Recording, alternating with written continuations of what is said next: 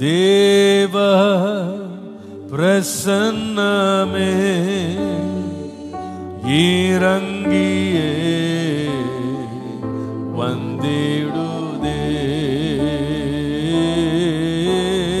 தேவ பிரசன்னமே இறங்கியே வந்திடுதே. தேவனின் மகிமை நம்மையெல்லாம் பரிசுத்த ஸ்தலத்தில் மூடுதே.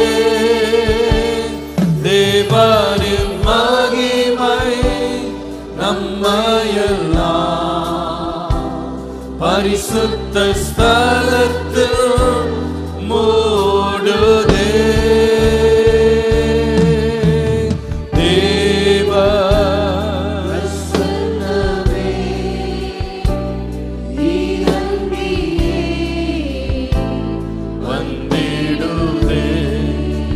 பிரசன்னம் தேவ பிரசன்னமே இறங்கியே வந்திடுதே. இந்த நாட்கள்ல ஒவ்வொரு நாளும் அந்த தேவ பிரசன்னத்தை ருசிக்கிற வாஞ்சிக்கிற ஒரு அனுபவத்தை கர்த்தர் தருவாரா. இன்னும் நான் தேவ பிரசன்னத்தை அனுபவிக்கணும், ருசிக்கணும், இன்னும் அவர் அண்டை கிட்ட சேரணும். தேவ பிரசன்னத்தோடு என்னுடைய வாழ்க்கையில இன்னும் ஒரு நெருக்கம் உண்டாகணும். ஹல்லேலூயா, ஹல்லேலூயா. தூரத்துல பார்க்கறது இல்லை, இன்னும் அவர் அண்டை சேரணும், அவர் கிட்ட வந்து சேரணும். நம்முடைய ஒவ்வொருவரையும் கர்த்தர் இன்றைக்கு அவர் அருகிலே கொண்டு வருவாராக, இன்னும் நெருக்கமாய் கொண்டு வருவாராக, இன்னும் அவருடைய பிரசன்னத்தை ருசிக்க பண்ணுவாராக. ஹல்லேலூயா, ஹல்லேலூயா. ஒரு மானானது நீரோடைகளை வாஞ்சிக்கிறது போல ஒரு வாஞ்சை எங்களுக்கு தாங்க ஆண்டவரே. உம்மை வாஞ்சிக்கிற ஒரு இருதயத்தை எங்களுக்கு தாங்க, அந்த பசி தாகத்தை எங்களுக்கு தாங்க. இது ஒரு கடமைக்காக இல்ல, உண்மையா தேவன் மேல் உள்ள வாஞ்சை, ஒரு தேவன் மேல் உள்ள வாஞ்சை, ஒரு பசி தாகம் நமக்குள்ள உண்டாகும், ஒரு தாகத்தை கர்த்தர் நமக்குள்ளே உண்டாக்குவாராக. ஹல்லேலூயா. இந்த 21 நாட்களில் என்னை தேவன் அவருடைய சத்தியத்துல என்னை நடத்தும் போது ஆண்டவர் எனக்கு சில நாட்களாகவே எனக்குள்ளே அழுத்தம் தருகிற அல்லது என்னை திரும்ப திரும்ப வாசிக்க வைக்கிற ஒரு பகுதி மத்தேயு எழுதின சுவிசேஷம் 5ஆம் அதிகாரம். நேற்றைக்கு நாம் இதிலிருந்து ஆரம்பித்தோம். திரளான ஜனங்களை இயேசு காண்கிறார். மலையின் மேல் அவர் ஏறுகிறார். அவர் ஏறுகிறதை கண்டு ஜனங்கள் அவர் பின்னாலே போறாங்க. இயேசு ஒரு இடத்துல உட்காருகிறார். தம்மிடத்திலே சேர்ந்த அவருடைய சீஷர்களை பார்த்து தம்முடைய வாயை திறந்து அவர் உபதேசம் பண்ணுகிறார். ஆம், நாம் அவருடைய உபதேசத்தை கேட்க நாம் இருக்கிற இடங்களிலிருந்து கர்த்தர் நம்மை மேலே ஏறி வரும்படி சொல்லுகிறார். அவரோடு ஏறி வருகிறவர்களுக்கு ஆண்டவர் உட்கார்ந்து தம்முடைய வாயை திறந்து உபதேசம் பண்ணுகிறார். இந்த 21 நாட்கள் இதைதான் கர்த்தர் நம்மகிட்ட வாஞ்சிக்கிறார். நம்முடைய பலவிதமான வேலைகள், பிரச்சனைகள், நமக்கு இருக்கிற போராட்டங்கள், நமக்கு இருக்கிற கவலைகள், இதெல்லாத்தையும் வச்சுட்டு தேவன் அண்டை சேர்றதுக்கு அவரை நெருங்கி வருகிறவர்களை பார்த்து இன்றைக்கு அவர் பேச வல்லவராக இருக்கிறார். இந்த 21 நாட்கள் தேவன் நமக்கு வேண்டிய உபதேசத்தை தந்து இந்த நாட்களின் முடிவிலே ஒரு பெரிய நிறைவு, ஒரு பெரிய ஒரு மகிழ்ச்சி நமக்குள்ளே உண்டாக கர்த்தர் எந்த இடங்களிலெல்லாம் நம்ம வெறுமையா இருக்கிறோமோ அந்த வெறுமையெல்லாம் எல்லாவற்றால் நிரப்புகிறவர் நிரப்புவாராக. அல்லேலூயா. கர்த்தர் நல்லவர். இதுல ஆண்டவர் உபதேசம் பண்ண துவங்கும் போது 3ஆம் வசனத்துல அவர் ஆரம்பிக்கிற காரியத்துல ஒரு வார்த்தையை இந்த அதிகாலை முக்கியப்படுத்த விரும்புகிறேன். மத்தேயு 5:3 ஆவியில் எளிமை உள்ளவர்கள் பாக்கியவான்கள், பரலோக ராஜ்யம் அவர்களுடையது. இந்த அதிகாலை வேளையிலே தியானத்திற்கு கர்த்தர் என்னை அழுத்தின வார்த்தை பாக்கியவான்கள். பாக்கியவான்கள், பாக்கியவான்கள் என்கிற வார்த்தைக்கு இன்னொரு வார்த்தை ஆசீர்வதிக்கப்பட்டவர்கள். Blessed, blessed. ஆண்டவர் உபதேசம் பண்ண ஆரம்பிக்கும் போதே அவருடைய உபதேசத்தினுடைய மைய பொருள் என்னவென்றால், தன்னுடைய உபதேசத்தை கேட்கிறவர்கள் பாக்கியவான்களா இருக்கணும், அவங்க ஆசீர்வதிக்கப்பட்டவர்களா இருக்கணும். ஒரு காரியத்தை இன்றைக்கு காலையில் நம்ம நல்ல மனதில் ஆழ பதிய வைக்கணும். நம்முடைய தேவன் நம்மை உபதேசம் பண்றது அவருடைய அறிவை கண்டு நம்ம பிரமிப்படையணுன்றது இல்லை, அந்த உபதேசத்தை கேட்கிறவர்கள் ஆசீர்வதிக்கப்பட வேண்டும். ஒவ்வொரு உபதேசமும், ஆண்டவர் கொடுத்த ஒவ்வொரு பிரசங்கமும் உபதேசமும் தம்மை கேட்கிறவர்களுடைய ஆசீர்வாதத்துக்காகவே ஆண்டவர் சொல்லுகிறார் என்பதை நாம் விளங்கிக் கொள்ளணும். நாம் ஆசீர்வாதமாய் இருப்பது தேவனுடைய தலையாய விருப்பம். இதை நாம் ஆதியாகமம் 1ஆம் அதிகாரம் 27ஆம் வசனத்திலிருந்து வாசிக்கும் போது, தம்முடைய சாயலின்படி மனுஷனை சிருஷ்டித்த ஆண்டவர், ஆணும் பெண்ணுமாக அவர்களை சிருஷ்டித்த ஆண்டவர் 28ஆம் வசனத்துல சிருஷ்டிப்பு முடிந்தவுடனே அவர் செய்த முதலாவது வேலை என்னவென்றால், நீங்கள் பலுகுங்க, நீங்க பெருகுங்க, பூமியை நிரப்புங்க, அதை கீழ்ப்படுத்துங்க, சமுத்திரத்தின் மச்சங்கள், ஆகாயத்தின் பறவைகள், பூமியில் நடமாடுகிற எல்லா ஜீவ ஜந்துக்களை ஆண்டு கொள்ளுங்கள் என்று சொல்லி தேவன் அவர்களை ஆசீர்வதித்தார். சிருஷ்டித்து முடித்த உடனே கொடுத்த முதல் காரியம் என்னன்னா ஆசீர்வாதம். எவ்வளவு பெரிய ஒரு தேவனுடைய அனந்த நோக்கம் இதில் வெளிப்படுகிறது. அவர் செய்த முதலாவது காரியம் ஆசீர்வதிக்கிறது. அப்போ ஒரு ஒரு காரியத்தை நம்ம விளங்கிக் கொள்ளணும். நம்ம ஜீவன் பெற்றது, நம்ம உருவாக்கப்பட்டது, நம்ம உண்டாக்கப்பட்டதுக்கு ஃபர்ஸ்ட் பர்பஸ் என்னன்னா, யூ ஷுட் பி பிளெஸ்ட். ஆசீர்வாதம் என்பது நீ வளர்ந்து நீ எல்லாத்தையும் ஆண்டு கீழ்ப்படுத்தி எல்லாம் நீ எனக்கு சாதிச்சு காட்டு, அதுக்கப்புறமா உன்னை ஆசீர்வதிக்கிறேன்னு இல்லை. Number 1, the beginning of life, வாழ்க்கையின் துவக்கமே எப்படிதான் ஃபர்ஸ்ட்னா, யூ ஷுட் பி பிளெஸ்ட். நீ ஆசீர்வதிக்கப்பட வேண்டும். இது தேவனுடைய நோக்கம், தேவனுடைய அனந்த தீர்மானம் என்பதை நாம் முதலாவது நம்முடைய இருதயத்தில் ஆழ பதித்துக் கொள்ள வேண்டும். எனக்கு இதுல ஒரு காரியம் எனக்கு ரொம்ப ஆச்சரியமா இருந்தது. ஒருவர் ஒருவர் ஆசீர்வதிக்கிறார் என்றால், ஆசீர்வதிக்கிறவர் முதல்ல ஆசீர்வதிக்கப்பட்டவராக இருக்கணும். என்கிட்ட ரூபா நோட்டு இருந்தால் நான் ரூபா நோட்டு கொடுப்பேன், என்கிட்ட சில்லறை இருந்தால் நான் சில்லறை தருவேன், என்கிட்ட ஒன்று இல்லைன்னா ஒன்றும் கொடுக்க முடியாது. இப்போ நான் ஆசீர்வதிக்கிறேன் என்றால் முதல்ல நான் ஆசீர்வாதமா இருக்கணும். தேவன் ஆசீர்வதித்தார் என்ற வார்த்தை வரும்போது ஒரு காரியம் நமக்கு வெளிப்படுது. நாம் ஆராதிக்கிற தேவன் ஆசீர்வதிக்கிறவர் மாத்திரமல்ல, அவர் ஆசீர்வதிக்கப்பட்டவர். இதை தான் நீங்கள் 1 தீமோத்தேயு 1ஆம் அதிகாரம் 11ஆம் வசனத்தில் வாசிக்கலாம். நித்தியானந்த தேவனுடைய மகிமையான சுவிசேஷத்தின்படி எனக்கு ஒப்புவிக்கப்பட்டிருக்கிற ஆரோக்கியமான உபதேசத்திற்குன்னு ஆரம்பிக்கிறார். அங்க தமிழ்ல நித்தியானந்த தேவனுடைய மகிமையான சுவிசேஷம் அப்படின்றது. எல்லாரும் ஒரு முறை வாசித்துருங்களேன் இந்த வாயால. நித்தியானந்த தேவனுடைய மகிமையான சுவிசேஷம். சரி, இந்த நித்தியானந்த தேவ மகிமைனா என்ன? நித்தியானந்த தேவனுடைய மகிமை, மகிமையான சுவிசேஷம். நித்தியானந்த அப்படின்ற வார்த்தையினுடைய அர்த்தம் என்ன தெரியுமா? ஆங்கிலத்தில் வாசித்தீங்கன்னா அது விளங்கும் உங்களுக்கு.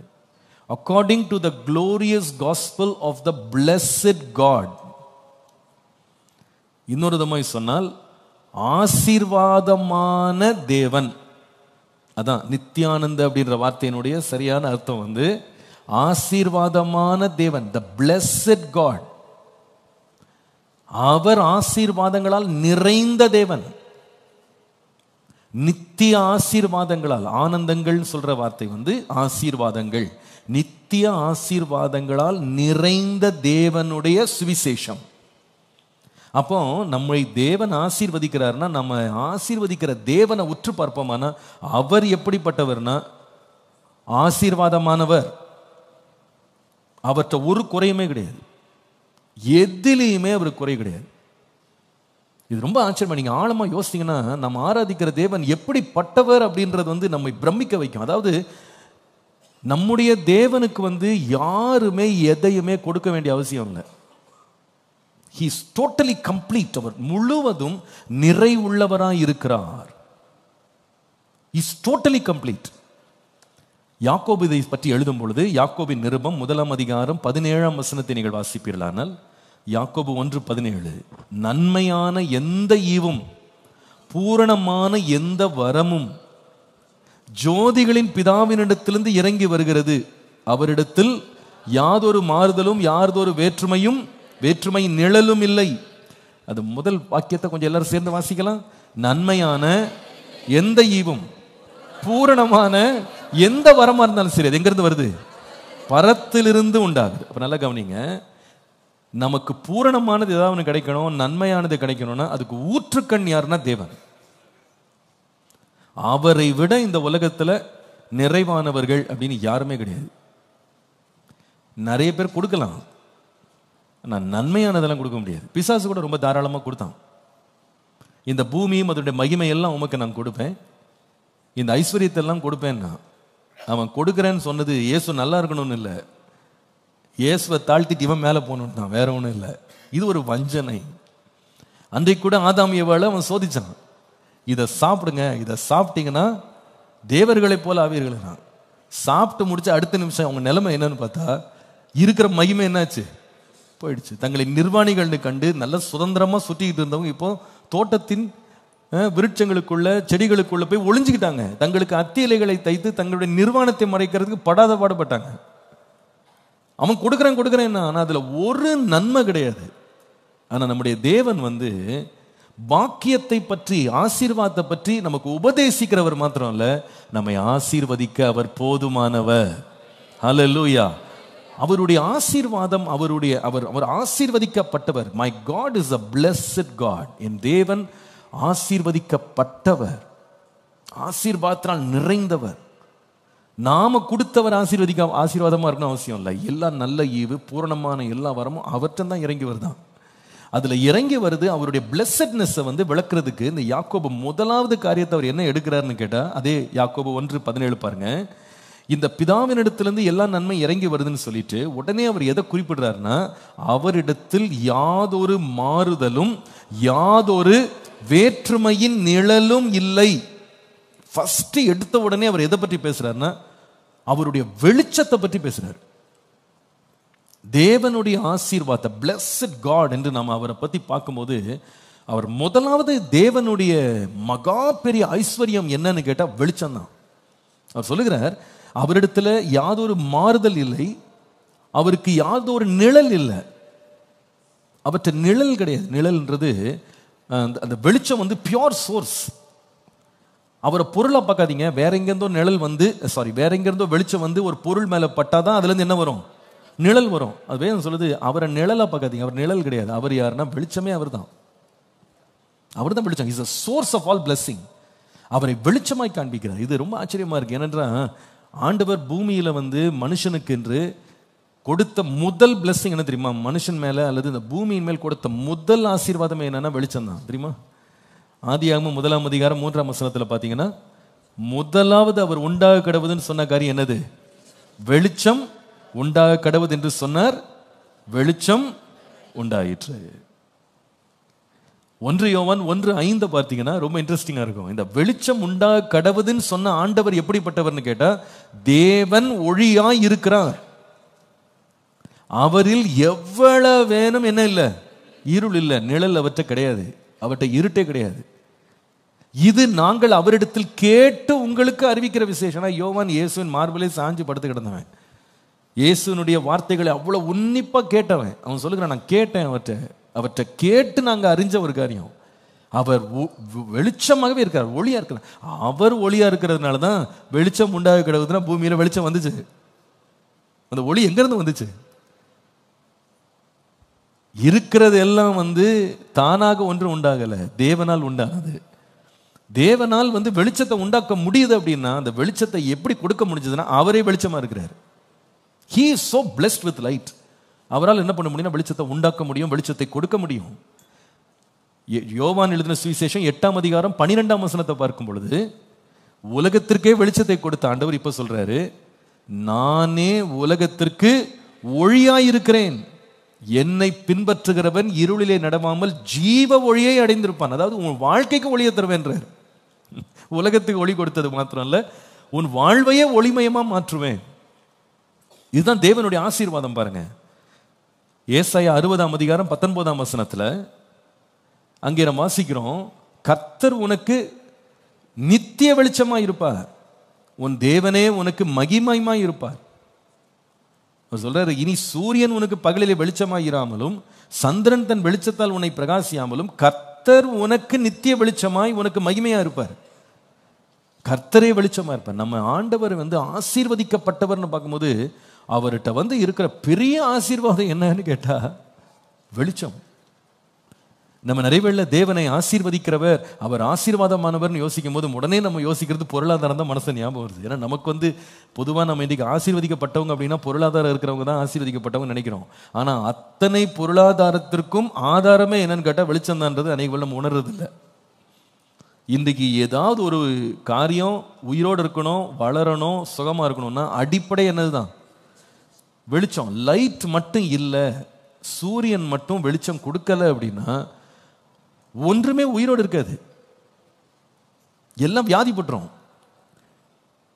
நம்ம சுவாசிக்கிற காற்று உண்டாகாது, மழை வராது, எல்லாம் வெளிச்சம்தான். Sun is the source. இந்த லைட் தான் சோர்ஸ் ஆஃப் ஆல் லைஃப். இந்த லைட்டுக்கு சோர்ஸ் யாருன்னு கேட்டால் ஆண்டவர். அப்பனா ஆசீர்வாதத்துக்கு எல்லாத்துக்குமே மூல காரணமே அவர் தான் சொல்றாரு. இந்த உலகத்தின் வெளிச்சம் நான் தான். அதை பலமுறை பல விதத்தில் அவர் தன்னை வெளிப்படுத்துகிறார். பாருங்க, நீங்க மத்தேயு 17ஆம் அதிகாரம் 2ஆம் வசனத்துக்கு வருவீங்களான்னா, மத்தேயு 17:2 முதலாம் வசனத்தில் பார்க்கும்போது, 6 நாளைக்கு பின்பு இயேசு பேதுருவையும் யாக்கோபையும் அவனுடைய சகோதரனாகிய யோவானையும் கூட்டிக் கொண்டு தனித்திருக்கும்படி உயர்ந்த மலையின் மேல் போனார். அவர்களுக்கு முன்பாக மறுரூபமானார். அவர் முகம் சூரியனை போல பிரகாசித்தது, அவர் வஸ்திரம் வெளிச்சத்தை போல எப்படி இருந்தது? வெண்மையாக மாறிடுச்சு. மனுஷன் கொடுத்த லைட்ல அவர் ஒன்றும் பிரகாசிக்கல, அப்படி மறுரூபமானாராம். தன்னுடைய முக பிரகாசத்தை பார்த்த உடனே இந்த பேதுரு, யாக்கோபு, யோவான் எல்லாரும், ஆண்டவரே எங்கேயும் போக வேணாம், இங்கேயே உட்காந்துடலான்ட்டாங்க. எங்களுக்கு வேற எதுவுமே வேணாம், இங்கேயே கூடாரம் போட்டு இங்கேயே உட்காந்துடலாம். ஏன்னா அந்த மகிமை அவங்க பார்த்தாங்க. இப்படிப்பட்ட ஒரு பிரகாசம் எப்படி இவருக்கு வந்தது? ஏன் தெரியுமா? அவரே ஒளியாய் இருக்கிறார். இந்த தேவனுடைய ஒளி அப்படின்றது இயேசுவினுடைய பிரதிபலிப்பு என்பதை நம்ம நிறைய இடத்துல பார்க்கலாம். உதாரணமாக, இயேசுவே மறுதலித்து இயேசுவின் சீஷர்களை உபத்திரவப்படுத்துவதே தன்னுடைய வாழ்க்கையின் லட்சியமாய் வைத்திருந்த சவுலாகிய பவுலை ஆண்டவர் சந்திக்கும் போது செய்த வேலையை பாருங்க. 26ஆம் அதிகாரம் அப்போஸ்தலர், அதுல ரொம்ப அழகா இருக்கு, அந்த டிஸ்கிரிப்ஷன் ரொம்ப அழகா இருக்கு. அப்போஸ்தலர் நடபடிகள் 26ஆம் அதிகாரம் 13ஆம் வசனம் பாருங்க. மத்தியான வேளையிலே, அது ரொம்ப முக்கியமான வார்த்தை. எந்த வேளையில? மத்தியான வேளையிலே, ராஜாவே நான் வழியிலே சூரியனுடைய பிரகாசத்திலும் அதிகமான ஒளி வானத்திலிருந்து என்னையும் என்னுடனே கூட பிரயாணம் பண்ணினவர்களையும் சுற்றி பிரகாசிக்க கண்டேன். என்ன பயங்கரமா இருக்கு பாருங்க. எந்த நேரமா அது? மத்தியான நேரத்தில் லைட் போட்டு பாருங்க, டார்ச் அடிச்சு பாருங்க, அதுக்கு ஏதாவது பிரயோஜனம் இருக்குமா? அது பரிகாசம் பண்ற மாதிரி இருக்கும். அது ஒரு பிரயோஜனம் இருக்கு. சில வேளையில காலைல ஒரு 8 மணிக்கே சில வேளையில ஸ்ட்ரீட் லைட் ஆஃப் பண்ணாமல் போயிட்டா நம்ம பார்த்து திட்டிட்டு தான் போவோம். எதுக்கு இந்த ஸ்ட்ரீட் லைட்டு? எப்போ 8 மணி வெளிச்சத்துக்கு. அது 1 மணி 12 மணி நல்ல உச்சி வெயிலில் இருக்கும் போது என்ன லைட்டை போட்டாலே இந்த லைட் ஏதாவது தெரியுமாங்க? ஏதாவது கண்ணுக்கு தெரியுமா? சூரிய வெளிச்சத்தோடு யாராவது வேற ஏதாவது ஒளியை கொண்டு கம்பேர் பண்ண முடியுமா? பண்ணவே முடியாது. அந்த வெளிச்சத்தை விட ஒரு பெரிய வெளிச்சம் கிடையாது. ஆனா வேதம் சொல்லுது, சூரியன் மத்தியான வேளையில உச்ச வெயில் இருக்கும் போது மேலேருந்து ஒரு அடி அடிச்சார் ஆண்டவர், அதை விட பிரகாசமா இருந்ததுன்னு சொல்றாரு. அந்த பிரகாசத்துல கண்ணே என்ன ஆயிடுச்சு? குருடாகி போச்சு. எப்படி இருந்திருக்கும்னு யோசித்து பாருங்க. அப்போ ஆண்டவர் அங்க என்ன பவுல்கிட்ட காமிச்சார்னா, நீ நினைச்சிட்டு இருக்க சூரியன் தான் ரொம்ப வெளிச்சம், அதுக்கு வெளிச்சத்தை கொடுத்த பல்பே நான் தான்றார். அதுக்கே வெளிச்சம் நான் தான் கொடுத்தேன், அதை விட நான் பல மடங்கு பிரகாசமானவர். இன்னும் சொல்ல போனா தன்னுடைய முழுமையை கூட ஆண்டவர் காமிக்கல. பவுல்கிட்ட தான் முழுமையை காமிச்சிருந்தா உயிரோட இருந்திருக்க மாட்டாங்க. ஒரு சடுதி ஒளி தானா, அப்படி ஒரு ஃபிளாஷ் அடிச்சாரான். அடிச்ச ஃபிளாஷ்ல கண்ணு போச்சான். எப்படி இருந்திருக்கும்னு யோசிச்சு பாருங்க. இது தேவனுடைய அந்த அவருடைய மகத்துவம், அவருடைய வல்லமை, அவருடைய மகிமையை நீங்க பார்ப்பீங்களான்னு உங்களுக்கு தெரியும். நான் எந்த தேவனால் நான் போதிக்கப்படுறேன்? அவர் சொல்லுகிறார், நீ பாக்கியவான், நீ பாக்கியவானா இருக்க உனக்கு உபதேசம் பண்றேன்னு சொல்றவர் எப்படிப்பட்டவர்னா, வெளிச்சத்தையே தான் கையில வச்சிருக்காரு, தானே வெளிச்சமா இருக்கிறாரு. யாராலையுமே இதை சொல்ல முடியாதுங்க. இந்த உலகத்துல எந்த மனுஷனாகிலும் வெளிச்சத்தை என்கிட்ட வச்சிருக்கிறேன்னு சொல்ல முடியாது, என்கிட்ட ஒளி இருக்குன்னு சொல்ல முடியாது. எந்த மனிதனாலும் கொடுக்க முடியாத ஒளியை தன்னிலே வைத்திருக்கிற தேவன் சொல்லுகிறார், நான் உனக்கு உபதேசம் பண்ணுகிறேன், நீ பாக்கியவானா இருப்ப என்ன செய்யணும்? நீங்கள் யாத்ராகமம் 34:29 வாசிப்பீங்களானா, அங்கே மோசே சாட்சி பலகைகளை 2ஐயும் தன் கையில எடுத்துக்கொண்டு சீனாய் மலையிலிருந்து இறங்கி வரும்போது தன்னோடு தேவன் பேசினதுனால தன் முகம் பிரகாசித்திருப்பதை அவன் அறியாதிருந்தானா. இவர் என்னன்னா, தேவன் முகத்தெல்லாம் காட்டல, காட்டியிருந்தாருன்னா செத்து போவேன்னு சொன்னார் ஆண்டவர். முகத்தெல்லாம் காட்ட முடியாது, சவுண்டு மட்டும் தான் கொடுத்தாராம். அப்படி பேசினாராம், தனியா கூட்டு போய் மலை மேல வச்சு பேசினாராம். பேசி முடிச்சு வெளியே வந்தா இவர் முகம் பிரகாசம்னா அப்படி பிரகாசம். அந்த பிரகாசத்தை கண்டு 30ஆம் வசனத்துல ஆரோனும் இஸ்ரவேல் புத்திரர் எல்லாரும் மோசேயை பார்க்கும்போது அவன் முகம் பிரகாசித்திருப்பதை கண்டு அவன் சமீபத்துல சேர்றதுக்கே பயந்தாங்களாம். ஆண்டவர் சத்தத்தை கேட்டே இவருக்கு வந்த பிரகாசத்துல ஜனங்கள் பக்கத்துல வரமாட்டேன்னு சொல்லி பயப்படுற அளவுக்கு தேவன் ஒரு பிரகாசத்தை மோசேயின் மேல கொடுத்தார்.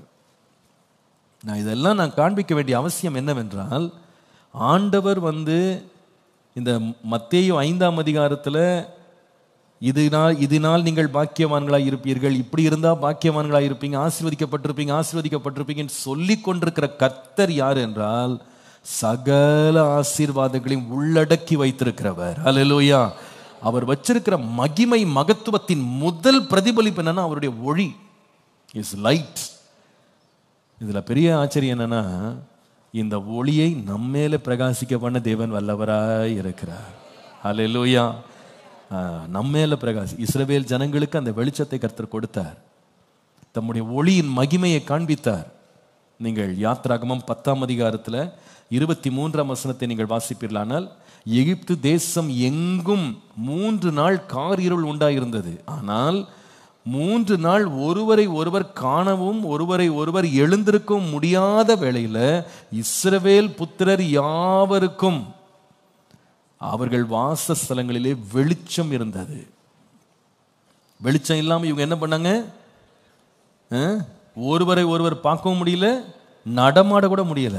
ஆனால் இஸ்ரவேல் புத்திரருடைய வீட்டிலே வெளிச்சத்தை தேவன் தந்தார். ஆம், நம்முடைய தேவன் யார் என்றால் நம்மை ஆசீர்வதிக்கிறவர். அந்த ஆசீர்வாதத்துல அவர் வைத்திருக்கிற செல்வத்தினுடைய முதல் செல்வம் அவருடைய வெளிச்சம். அப்படின்னா அந்த வெளிச்சத்துக்குள்ள ஜீவன் இருக்கு, அந்த வெளிச்சத்திற்குள்ள பலன் இருக்கு, அந்த வெளிச்சத்திற்குள்ள நம்மை நடமாட பண்ணுகிறார், அந்த வெளிச்சத்திற்குள்ள நம்மளை முன்னேற பண்றார், அந்த வெளிச்சத்தினால் நம்மை பிரகாசிக்க பண்ணுகிறார். இந்த காலையில் ஆண்டவரே, நான் பாக்கியவானா இருப்பேன், நான் எப்படி விசுவாசிக்கிறேன்னா, என்னை ஆசீர்வதிக்கிற தேவன் பாக்கியம் உள்ளவர், அவர் சகல ஆசீர்வாதங்களையும் தனக்குள்ளே உள்ளடக்கி வச்சிருக்கிறவர், அதை நான் விசுவாசிக்கிறேன்.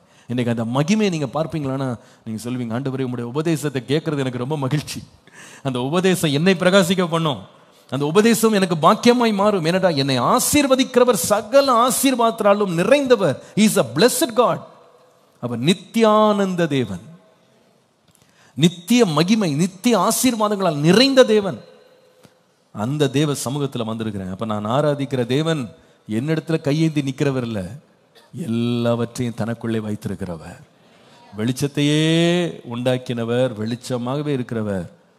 இதைவிட பெரிய ஆசீர்வாதங்களை கொடுக்க ஆண்டவருக்கு என்ன தடை சொல்லுங்க பாப்போம். வெளிச்சம் உண்டா கடவுதுன்னு சொன்ன ஆண்டவர் மீதமுள்ள அத்தனையும் தேவன் சிருஷ்டித்து முடித்தார். இன்றைக்கு நமக்குள்ள இந்த விசுவாசம் உள்ள வரட்டும். என்னுடைய தேவன் சகல ஆசீர்வாதங்களையும் உள்ளடக்கினவர். He is a blessed God filled with light. எல்லாரும் எழும்பி நிற்போம் தேவ சமூகத்தில். ஆண்டவரே, சகல நன்மைகளாலும் சகல ஆசீர்வாதங்களாலும் நிறைந்த உமக்கு முன்பாக உட்கார்ந்து உம்முடைய போதனைகளை கேட்க நாங்களும் வெளிச்சமாக, நாங்களும் பிரகாசமாக மாற எங்களை வெளிச்சத்தின் பாதையிலே நடத்துவதற்கு நீர் வல்லவராக இருப்பதற்காக ஸ்தோத்திரம். ஹல்லேலூயா, ஹல்லேலூயா. என்னுடைய தேவன் கையேந்தி நிற்கிறவர் அல்ல, என் தேவன் யாவருக்கும் நன்மையான ஈவை பூரணமான வரத்தை கொடுக்கிற வல்லமை உள்ள தேவன். அவர் ஜோதிகளின் பிதா. ஹல்லேலூயா. வேற்றுமையின் நிழல் இல்லாத தேவன், ஜோதிகளின் பிதாவாய் இருக்கிற தேவனுக்கு முன்பாக நான் வந்திருக்கிறேன். கரங்களை உயர்த்தி இந்த தேவனை மகிமைப்படுத்தும். இயேசுவே, இயேசுவே, என்னை ஆசீர்வதிக்க நீர் வல்லவர், நீர் போதுமானவர், நீர் நிறைவானவர். உம்மிலே ஒரு குறையும் இல்லை, உம்மிலே ஒரு தேவையும் இல்லை, உம்மிலே ஒரு தடையும் இல்லை. நீர் எந்த மனுஷனையும் பிரகாசிக்க பண்ணுகிற மெய்யான ஒளி. இன்னைக்கு நம்மை ஆசீர்வதிக்கிற தேவன் ஆசீர்வாதமானவர். ஹல்லேலூயா. எந்த மனுஷனையும் பிரகாசிக்க பண்ணுகிறவர், எந்த மனுஷனையும் பிரகாசிக்க பண்ணுகிறவர். ஹல்லேலூயா, ஹல்லேலூயா. தாகம் உள்ளவன் மேல் தண்ணீரை ஊற்றுவேன் என்றீர், வறண்ட நிறங்கள் ஆறுகளை ஊற்றுவேன் என்றீர். தாகம் உள்ளவன் மேல் தண்ணீரை ஊற்றுவேன் என்றீர், வறண்ட நிலத்தில் ஆறுகளை ஊற்றுவேன் என்றீர். ஊற்றுமையா உம் வல்லமையை, ஊற்றுமையா உம் வல்லமையை.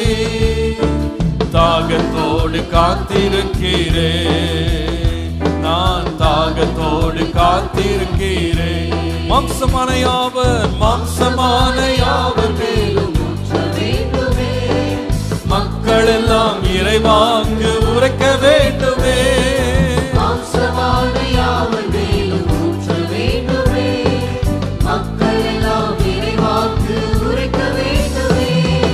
ஊற்றுமையாவும் வல்லமையை, ஊற்றுமையாவும் வல்லமையை தாகத்தோடு காத்திருக்கிறேன், நான் தாகத்தோடு காத்திருக்கிறேன். முதியோர் மேலும் இளைஞர் மேலும் ஊற்ற வேண்டுமே, கனவுகள் காட்சிகள் காண வேண்டுமே.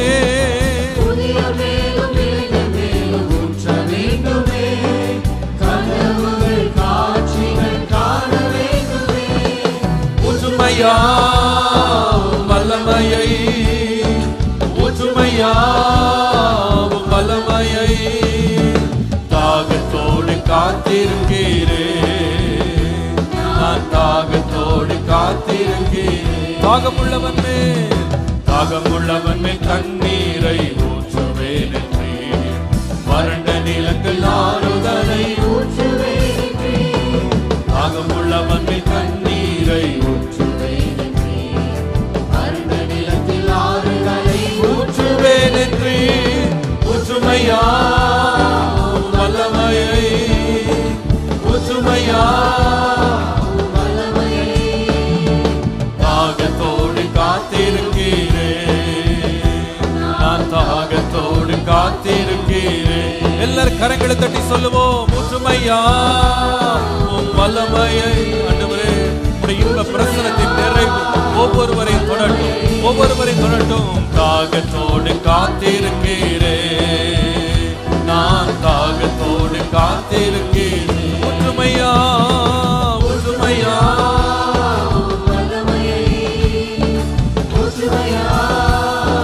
வல்லமையை தாகத்தோடு காத்திருக்கிறேன், நான் தாகத்தோடு காத்திருக்கிறேன். ஹல்லேலூயா, ஹல்லேலூயா. உம்முடைய இன்ப பிரசன்னத்துக்குள்ள எங்களை இன்னும் நெருக்கமா கொண்டு வாங்க. ஒருவேளை நம்முடைய வாழ்க்கையில இந்த நாட்கள்ல தெய்வ பிரசன்னத்தின் உணர்வு இல்லாம அந்த பிரசன்னத்தை விட்டு நம்ம விலகி போயிருக்கலாம். அந்த பிரசன்னத்தை உணராம, அந்த பிரசன்னத்தை நேசிக்காம, வாஞ்சிக்காம நம்முடைய வாழ்க்கை ஒரு விடாய்த்த நிலம் போல, ஒரு வறண்ட பூமியா மாறி இருக்கலாம். ஆனா கர்த்தர் இந்த நாட்களை நம்மை மீண்டும் உயிர்ப்பிப்பாராக, அவருடைய பிரசன்ன தண்டை கொண்டு வருவாராக. சபை முழுவதற்குள்ளே ஒரு உற்சாகத்தை தேவன் கொடுப்பாராக. மங்கி எரிகிற திரிகளை எல்லாம் தேவன் மீண்டும் எழுப்புவாராக. ஹல்லேலூயா.